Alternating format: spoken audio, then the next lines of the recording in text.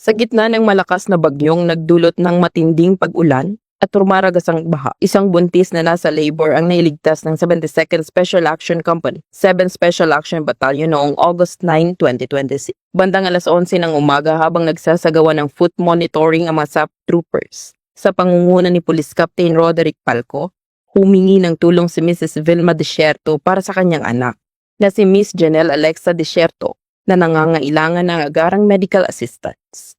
Ngunit hindi na madaanan ang tulay mula sa Sitio San Jose papuntang Sitio Kaysakat dahil halos dibdib na ang lalim ng rumaragasang tubig.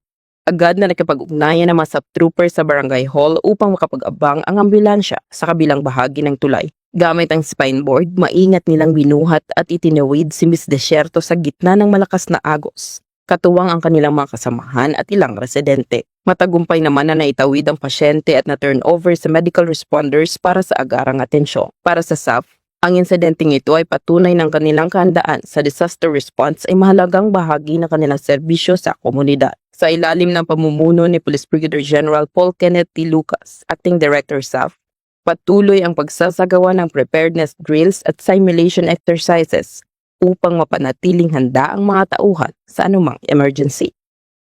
At mula dito sa headquarters sa Fort Santo Domingo, Santa Rosa City, Laguna, ako ang inyong PNN Correspondent Patrolwoman Sherilyn Calumpita, nagbabalita para sa Police News Network. At ito ang bagong PNP para sa bagong Pilipinas. Serbisyong mabilis, tapat at nararamdaman.